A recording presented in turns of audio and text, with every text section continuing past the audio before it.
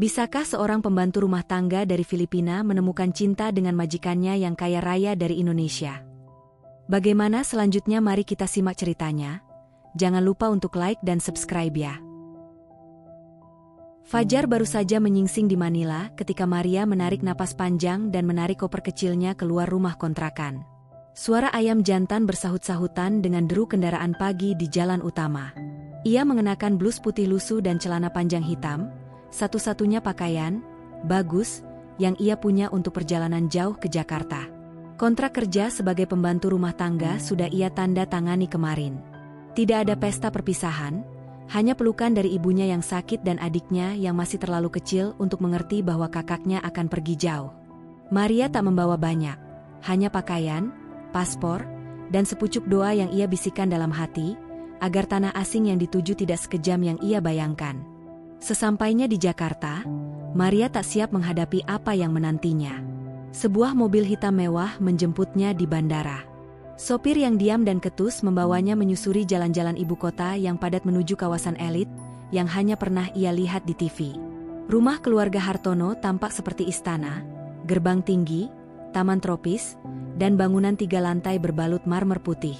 Langkah pertamanya masuk ke dalam rumah disambut oleh hawa dingin dari pendingin ruangan yang menusuk tulang. Lantai licin dan mengkilap membuat Maria refleks mengangkat kaki lebih hati-hati, seolah kakinya sendiri tak layak menginjak tempat semewah itu.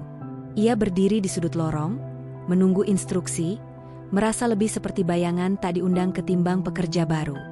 Hari-hari Maria dimulai sebelum matahari terbit dan berakhir setelah seluruh rumah gelap. Ia membersihkan, mencuci, menyetrika, memasak, dan melakukan semua yang diperintahkan tanpa protes. Namun yang paling menyakitkan bukan pekerjaan fisiknya, melainkan tatapan dan bisikan para asisten rumah tangga lokal. Mereka menyindir logat Filipinanya, menertawakan ketidaktahuannya akan budaya Indonesia, dan memanggilnya dengan julukan kasar yang seharusnya tak diucapkan antar sesama pekerja. Tapi Maria menahan semua itu. Ia menyembunyikan rasa sakitnya dalam senyum ramah dan kerja keras yang tak pernah putus. Di dalam hatinya, ia hanya ingin bertahan, menabung, dan pulang dengan cukup uang untuk menyekolahkan adiknya. Segalanya berubah pada suatu malam di akhir pekan. Hujan turun deras sejak sore, membuat udara di rumah Hartono terasa lebih sepi dan suram. Maria sedang menyapu ruang tamu ketika pintu utama terbuka dengan suara dentingan kunci. Seorang pria tinggi, berpayung hitam, masuk dengan langkah tenang. Jaketnya basah, dan matanya yang tajam menyapu ruangan sebelum akhirnya menatap langsung ke arah Maria. Mereka berdua saling terdiam. "Kamu siapa?" Suara itu lembut namun berwibawa. Maria tergagap. "Saya, Maria, pekerja baru." Pria itu mengangguk sambil tersenyum tipis. "Aku Adrian." Hening sejenak, lalu petir menyambar di luar. Maria menunduk cepat, jantungnya berdegup kencang tanpa sebab yang jelas. Sejak hari itu, Maria menyadari bahwa Adrian bukanlah pria seperti yang ia bayangkan. Anak konglomerat biasanya sombong, sinis, atau bahkan tak peduli pada pelayan. Tapi Adrian berbeda. Ia suka membaca buku di taman belakang, sambil menyapa para pekerja rumah dengan ramah. Ia mulai sering menyempatkan diri untuk berbincang ringan dengan Maria, tentang makanan Filipina, musik, bahkan sekadar menanyakan kabar ibunya. Maria menanggapinya dengan hati-hati, menjaga jarak sejauh mungkin meski hatinya perlahan melunak. Ia tahu bahwa dalam dunia ini, batas antara pelayan dan majikan tak bisa begitu saja dilompati. Ia takut bahwa satu langkah salah akan menghancurkan segalanya. Namun setiap senyum Adrian terasa seperti undangan yang manis, berbahaya, dan membuat Maria semakin sulit tidur di malam hari. Beberapa minggu setelah kedatangannya, Maria mulai terbiasa dengan ritme rumah Hartono, tapi yang tak bisa ia biasakan adalah degup jantungnya setiap kali Adrian lewat. Kadang mereka hanya saling sapa singkat, kadang Adrian membantunya membawa barang ke taman belakang. Semuanya tampak biasa, tapi Maria bisa merasakan sesuatu yang pelan-pelan tumbuh di antara mereka. Bukan karena Adrian kaya, bukan karena ia tampan, tapi karena untuk pertama kalinya dalam hidup, seseorang melihatnya, bukan sebagai pembantu, tapi sebagai manusia. Namun dunia tak pernah benar-benar membiarkan hal indah berkembang tanpa luka. Suatu sore, Ketika Maria sedang menata bunga di ruang tamu, salah satu asisten rumah tangga bernama Dini melihat Adrian membantunya menata vas. Tatapan Dini tajam, dan senyum sinisnya menyeringai. "Wah, Mas Adrian sekarang suka bunga juga, ya? Atau suka yang megang bunganya?" Suaranya terdengar cukup keras untuk membuat Maria membeku. Adrian hanya tertawa kecil dan pergi. Tapi sejak itu, Maria tak bisa tidur nyenyak. Ia tahu, bisikan-bisikan seperti itu cepat berubah menjadi rumor, dan rumor bisa berubah menjadi senjata. Benar saja. Dalam hitungan hari, suasana rumah berubah. Para asisten mulai menjauh darinya. Kepala rumah tangga memanggilnya dan memperingatkan dengan nada datar agar Maria fokus bekerja dan tidak macam-macam. Bahkan Nyonya Hartono menatapnya 2 kali lebih tajam dari biasanya. Maria ingin menjelaskan bahwa tidak ada apa-apa, tapi siapa yang akan percaya pada seorang pembantu asing dari Filipina? Ia mulai merasa terpojok, seperti tikus yang tahu bahwa jebakan sudah diletakkan, tinggal menunggu saatnya. Sementara itu, Adrian tak menunjukkan tanda-tanda menjauh. Bahkan sebaliknya, ia mulai lebih berani. Mengajak Maria ngobrol saat istirahat, memberikan camilan favorit dari Filipina yang ia cari sendiri, bahkan diam-diam meninggalkan buku catatan kecil berisi tulisan tangan.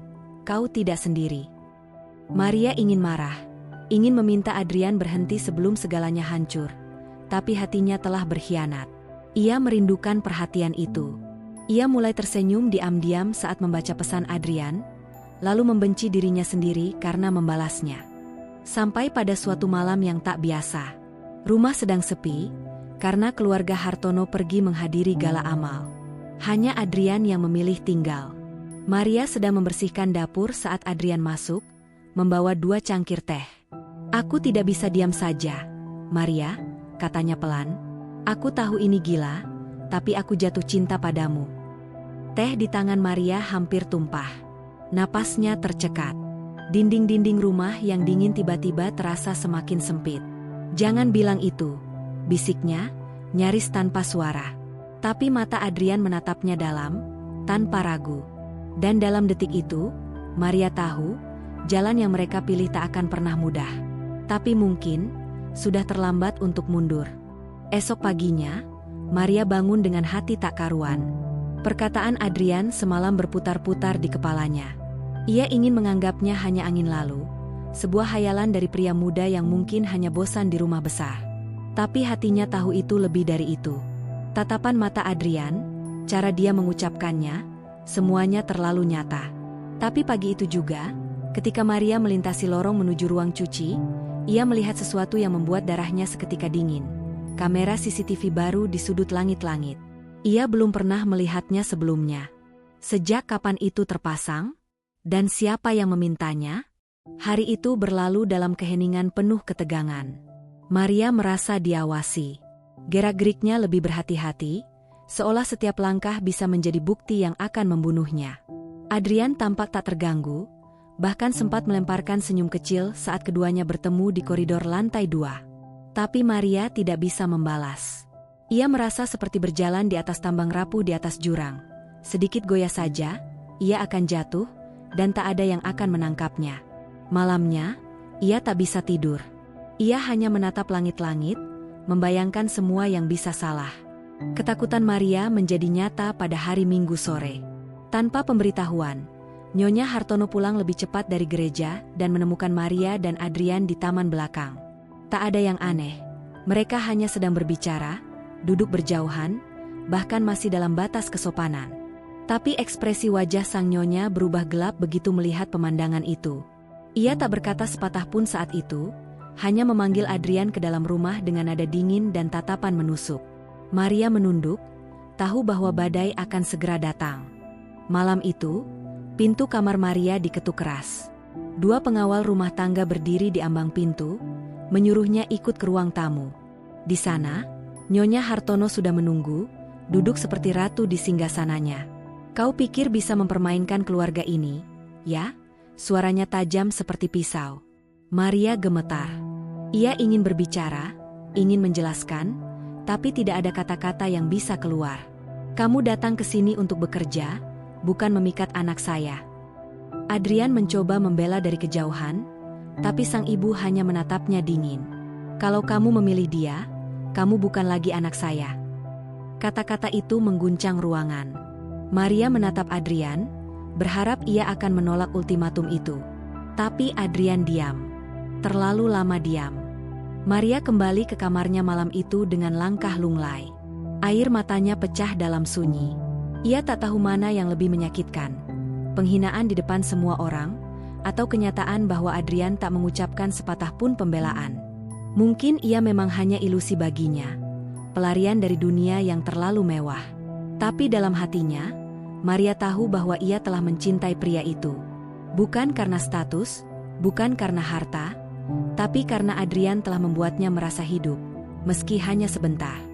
Keesokan paginya, Maria sudah mengepak kopernya. Ia belum resmi dipecat, tapi ia tahu waktu tinggalnya tinggal hitungan hari. Rumah itu kini terasa asing dan dingin, seperti menolak keberadaannya. Ia tak melihat Adrian dimanapun. Saat ia melewati ruang tamu, kepala rumah tangga menyerahkan amplop kecil berisi sisa gaji dan ucapan singkat. "Sebaiknya kau pergi sebelum sore." Tak ada permintaan maaf.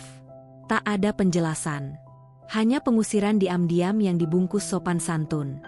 Saat Maria menuruni tangga terakhir, langkahnya terhenti. Adrian berdiri di depan pintu utama, wajahnya muram dan mata sembab. "Kau akan pergi begitu saja?" tanyanya lirih. Maria mengangguk pelan, berusaha menahan emosi yang sudah menggenang di pelupuk mata. "Aku tidak punya tempat di sini, Adrian. Ibumu benar." Adrian mendekat, menggenggam tangannya. "Aku akan ikut kamu. Kita bisa mulai dari awal di tempat lain." Tapi Maria hanya menggeleng. "Kamu belum siap kehilangan segalanya. Aku tidak akan jadi alasan kamu bertengkar dengan keluargamu." Suaranya gemetar, tapi mantap. Kali ini, ia yang mengambil langkah menjauh. Terminal bus sore itu dipenuhi aroma bensin dan teriakan calo. Maria duduk sendirian di bangku tunggu, koper kecil di sampingnya.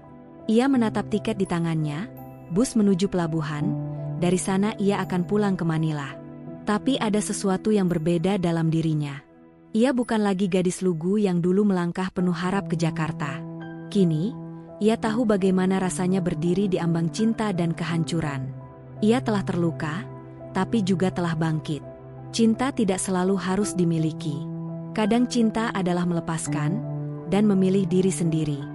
Beberapa bulan kemudian, di sebuah desa kecil di pinggiran Manila, Maria membuka kios kecil di depan rumah ibunya. Ia menjual roti, minuman, dan kerajinan tangan. Usaha itu sederhana, tapi miliknya sendiri.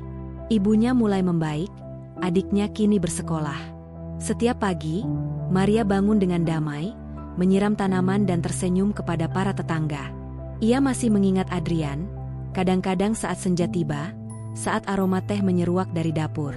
Tapi kenangan itu tak lagi menyakitkan. Hanya sisa manis dari sesuatu yang pernah hidup. Sementara itu, di balkon rumah besar yang kini terasa lebih kosong, Adrian duduk memandangi langit Jakarta yang kelabu.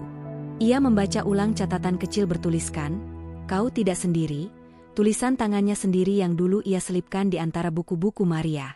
Tapi kini, kalimat itu terasa sepi. Ia telah membuat pilihan. Atau tepatnya, gagal membuatnya saat dibutuhkan. Dan dalam hidup, kadang satu detik diam bisa menghapus seluruh masa depan. Ia menyesal, tapi juga mengerti. Cinta sejati tak selalu dimenangkan oleh keberanian terlambat.